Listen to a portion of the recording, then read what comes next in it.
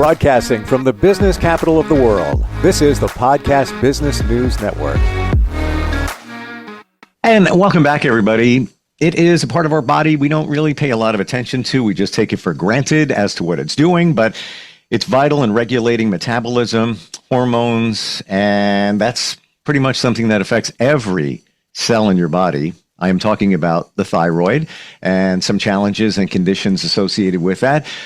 Surprisingly, or actually I shouldn't be surprised, because every time we get together with her, I learn that more and more things, challenges in our health can be taken care of with acupuncture. So we're going to talk with her today about that. She's got such deep knowledge as an acupuncturist, and so great to have her back with us. She also practices Chinese medicine and herbals and more. Dr. Kelly from New York City is back on the program. How are you doing today? I'm doing good, Steve. How are you doing? Real good, real good. Yeah, I had no idea that challenges related to this now can be helped with the use of acupuncture. So where do we start here? Hyperthyroidism is something that quite a few of us experience, right? Yes. Actually, in Chinese medicine, we have a different definition about, all kind of the medical terms. So hyperthyroidism basically means your thyroid on hyper kind of like stage, right? So you excrete, your body have too much hormone, thyroid hormone. But in Chinese medicine, we don't treat hormone, but we treat patterns. Like, for example, we have phlegm qi stagnation.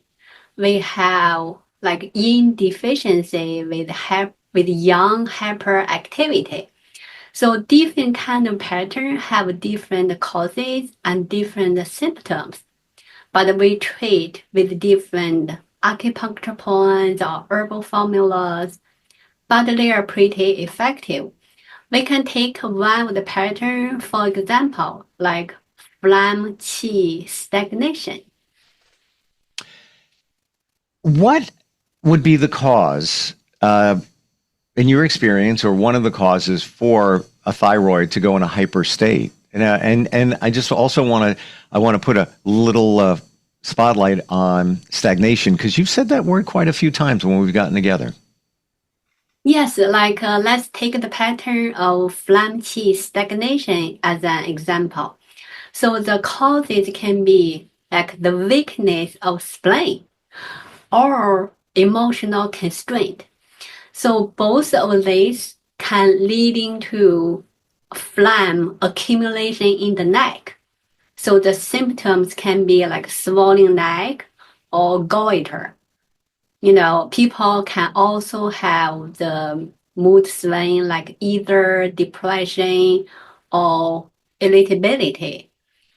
People may have anxiety, they may have palpitation, they may even feel something in their throat, kind of like feel something in their throat, make them uncomfortable.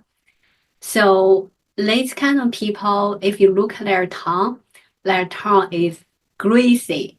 This greasy usually means if you look at your tongue in the mirror. So the tongue coat is it's kind of like a little bit thicker, and also kind of like greasy means the color usually is kind of like a gray color, but thick, and it kind of like have the phlegm accumulation showing on the tongue. So, and if you check their paws can be like very or slippery because the phlegm accumulation in the body make the paws slippery. We have very good formula called the 海藻玉胡汤 can treat it. So in the formula, we have like herb can target on the goiter, can basically disperse the nodules in the neck. And the acupuncture points are also very helpful. We have points on the neck. We also have the points target on the phlegm qi stagnation. We basically disperse the phlegm. We transform the qi. So you will feel better and your goiter may totally disappear and your swollen neck will get better, your mood swing will getting better. If after a few sessions you check your tongue, the tongue will change. And it goes right back to what you've told us previously in terms of assessing or diagnosing someone, viewing the tongue. How simple. And it's funny in my mind because I remember back in the day when you would go to the doctor, your primary, that was one of the things they did. They open wide. Tongue depressor comes down. They check your throat. They check your tongue. Honestly, I don't see that being done so much anymore. Hardly ever. Maybe they check your blood pressure, but rarely check your pulse, which is another indicator, as I've learned from you. So let's say you identify stagnation or a challenge that's connected to the thyroid. Where do you put the needles in? Is it going in the thyroid? Is it going in that area, or not even close? That's a very good question, Steve. So where the needle is gonna go in? We have points called local points or usher points, basically where you have problem is. Like for example, if you have goiter in the neck or you have swelling in the neck, we can put some points just in the neck where the goiter is. I have been treating a lot of patients who have goiter, and it's pretty effective because they don't want to do surgery. If they go to their medical doctor, usually they will like, oh, let's do a surgery, let's move it. But they don't want to do the surgery easily because now more and more people realize surgery is great when you have a certain condition, but surgery also can have a side effect, right?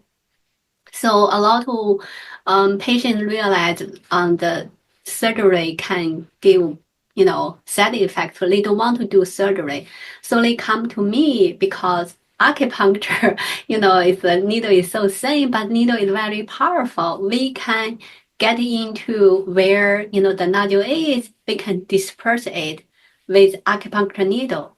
But on the same time, we will also target on the root. Like Steve asked me, right? What's the causes, right? The causes is because you actually have your spleen qi deficiency, your spleen is weak. We will tonify your spleen because in Chinese medicine, spleen's function, one of the function is transform, right? When your spleen is weak, you cannot really transform the nutrients we are taking in. You may end up have phlegm accumulation.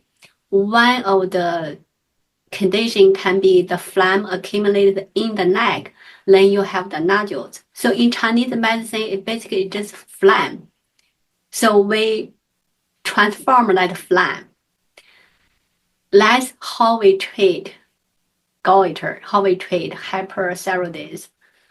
In your opinion and experience, would you say that a fair majority of people might not have to have their thyroid removed if they addressed other issues, and maybe that could start with acupuncture? Yeah. So doesn't matter like what you come in for, we always trace back to the root, right? Like Right. for example, yesterday I have a patient came in. She said she had coughing for like about several days. I look at her tongue. I said, your tongue never be so greasy and thick and yellow. What happened? So because every time when patient come in, I take picture of their tongue. So I keep records. Like I can see the change. Wow. So I'm like, your tongue never be so greasy and thick and yellow. So she told me, something happened and she went to medical doctor, they gave her some antibiotics, blah, blah, blah. So I'm like, okay, let's make sense because the tongue totally changed. Her tongue never be so bad before, but because a couple of things happened, her tongue just totally changed. So I treated her, I gave her some herbal formula. So she felt better, after treatment, but it's gonna take, maybe a couple of days also. So I gave her some herbal formula. So next time when she come in, I will take a picture again about the tongue. I will see the change. So the tongue tell us a lot. Wow. You've said the spleen a number of times today. You've said it in the past as well. Is the spleen responsible for, or spleen having a challenge, responsible for a lot of the health issues that we have? Spleen is very important. I have a lot of responsibility. So one of the function in Chinese medicine, spleen is transformation and transportation. So we call it TNT. So basically, when we eat something, spleen need to transform the food we are taking in into the substance our body can use, basically qi and blood, right? If your spleen is not strong enough, your spleen cannot really do the job. You eat like meat, you eat fish, or eat sushi, whatever you're eating, but your spleen cannot really transform all the nutrient you are taking in into the qi and blood our body can use. You will have something left, for example, phlegm. Like that's why actually the other day I have a patient coming in, I look at his tongue, I said, do you have phlegm? He said, yes, I do. How do you know? I said, from your tongue, I can tell. Because on his tongue, there are some parts bulging up. So I can tell that's the phlegm accumulation in his body. He said, every time I eat something greasy, I will have phlegm. And my wife, she doesn't, but I always have phlegm. I said, yes, I can tell from your tongue. So I said, do you like drink like a lot of cold stuff? He said, yes, I drink cold coffee every day. I said, so you should have phlegm because cold stuff, will damage your spleen. Then I said, how long this has been going on? He said, well, maybe back to college. Oh no, maybe back to when I was in like elementary school, because every time when I come back home, I will go to the fridge, grab the cold milk. So since I was little, I already drink cold stuff.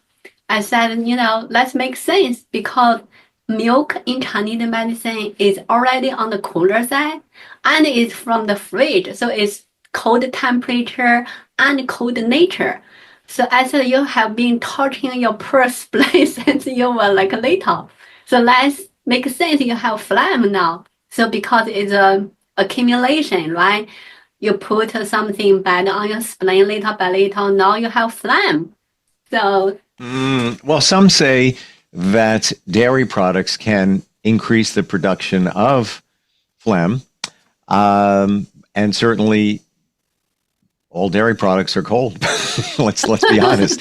Who's going to have milk that's warm? Unless you heat it up, that's different. But many times it's got to be refrigerated is where I'm going with that. So we just went into some new territory here. And by the way, I share with everybody about the warm beverage. I hardly ever have cold stuff. It's on my radar. Let's put it that way. Ever since I talked with you, but I want to confirm. Did I just hear from you that cold beverages can compromise your spleen? Did you say that or allude to that? Yes. Cold. Basically, everything cold can make your spleen weaker. Let's put it in this way. Doesn't matter it's cold water or cold milk. Cold milk even worse because I said milk also cold in nature because milk basically is from blood kind of, right? Blood is yin. Chinese medicine talk about the yin and yang all the time, right? We talk about balance. So in that way, milk is cold in nature. And if you grab it from fridge, it's cold in temperature also. So it's like double cold. So make your spleen even suffer more. If you heat up a little bit, make it warm, at least the temperature is not cold. But if you grab from the fridge, it's cold temperature and cold nature. Well, it sounds like it's accumulative because, here's somebody that, he shared, well, I used to drink cold milk all the time, even going back to being a kid. So it sounds like that is going to beat on your spleen, best way to say it. Every time you have something cold, it's trying to process it. Wow. That's an eye opener there. When you put together how many times you mention the spleen and how important it is for our health, but we don't realize it. And then even just something cold. Now, I just want to get this out there. You have one or two cold beverages occasionally, not a big deal, right? We're talking about, as like in this gentleman's example, just cold milk all the time, cold, everything's cold. I can see where, and by the way, now that it's on my radar, thanks to you, about cold beverages, I realize that for me personally, it numbs my tongue and I don't get the full flavor. When I have ice cream, it doesn't really taste, there's not like a bam of flavor. It's just like, it's all right because it's cold. When I leave it, and I like it when it gets on, little chill, but closer to room temperature, so much more flavor. That's just me, but that's what I've noticed ever since you talked about not ingesting stuff that's cold or doing on a regular basis. I'm kind of shocked here about the spleen and the cold. Are there other organs in the body that take a hit over time if we consume cold beverages? Yes, actually, in Chinese medicine, we have like 5 elements, right? Like a spleen and stomach is earth, and the heart is fire, lung and large intestine is metal, kidney and UB is water, liver and gallbladder is wood. So these 5 elements actually has the relationship. They can how do you say? They can kind of like help to another, or they can overact on another element. For example, liver can overact on earth, basically can overact on stomach, spleen.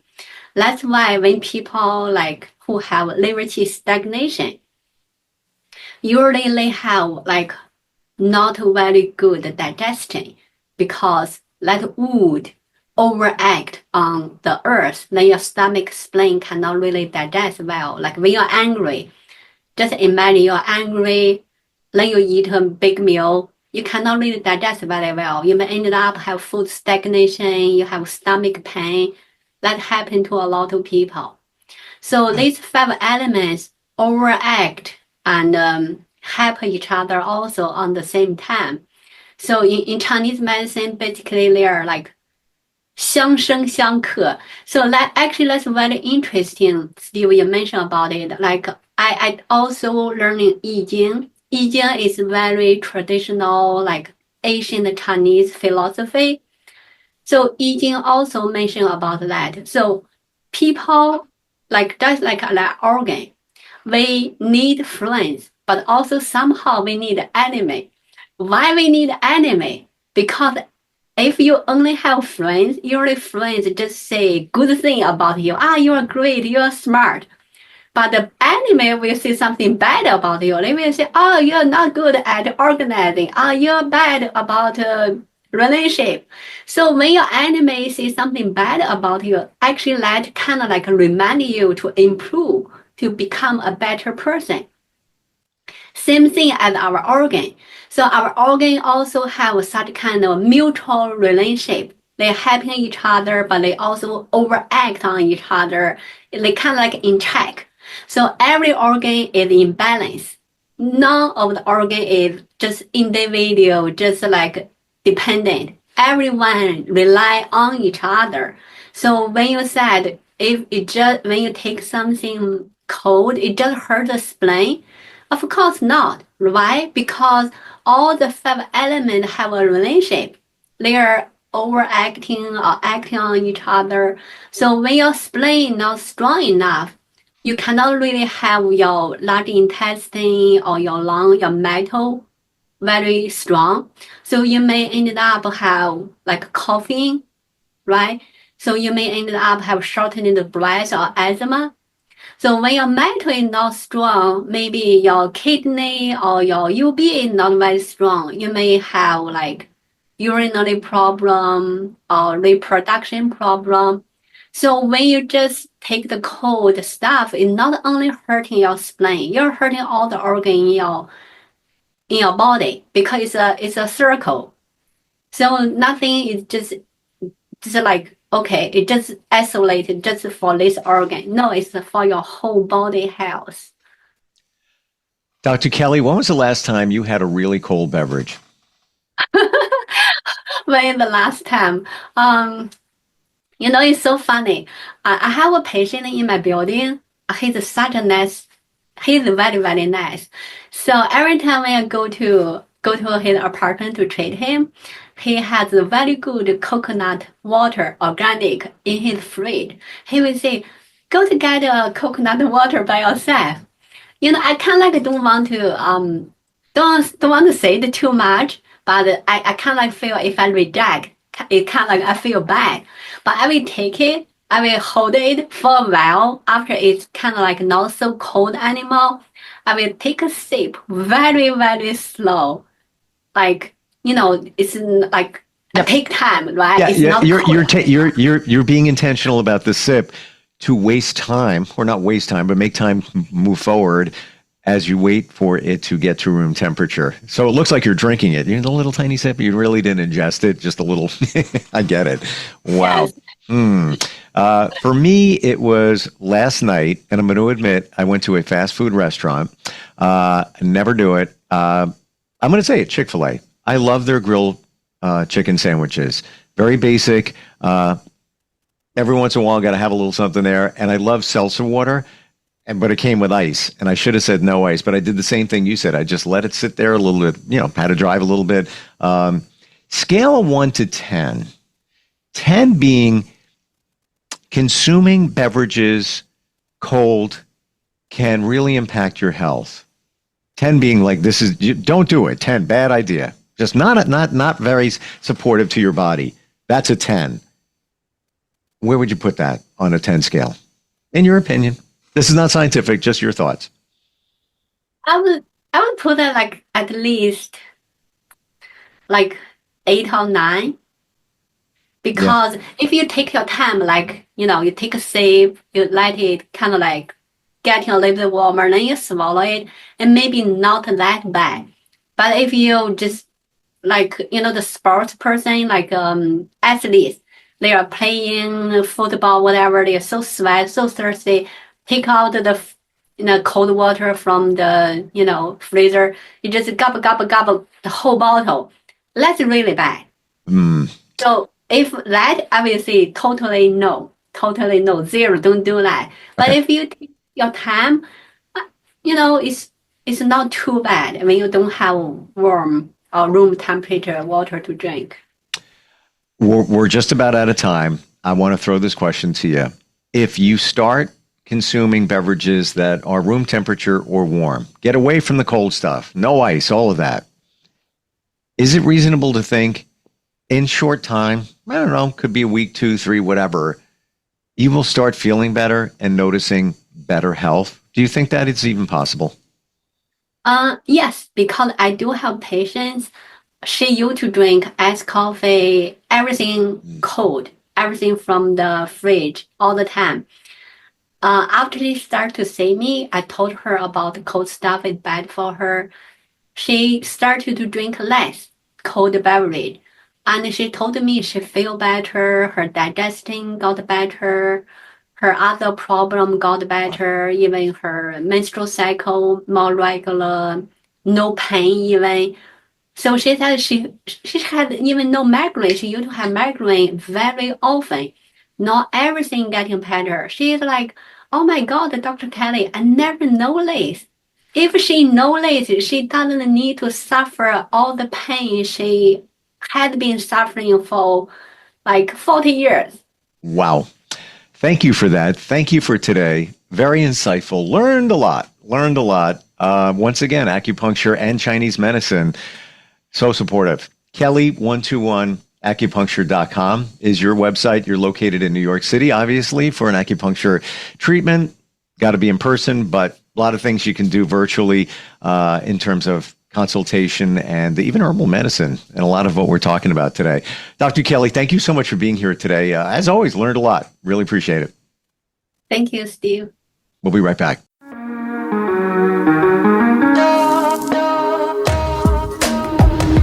Broadcasting from the business capital of the world, this is the Podcast Business News Network. Adopt US Kids presents Multiple Choice Parenting. Your daughter just had her first breakup. Do you A, put yourself in her shoes? How could he do this to you? And for Sheila, she has split ends. B, console her? Oh, sweetie, this is going to happen a lot. 4, maybe 5 more times before you get married. C, take charge? Got to get this all straightened out. Give a little talking to, man to man, mano a mano. Hey, Steve! Is now a good time? No? Okay, no problem. Bye. Or D, help her find a new boyfriend? I know a great place to meet boys. The internet. Nice, single boys. Never mind. How about some ice cream? As a parent, there are no perfect answers. But you don't have to be perfect to be a perfect parent. Thousands of teens in foster care will love you just the same. For more information on how you can adopt, visit adoptuskids.org. A public service announcement from the U.S. Department of Health and Human Services, Adopt U.S. Kids, and the Ad Council.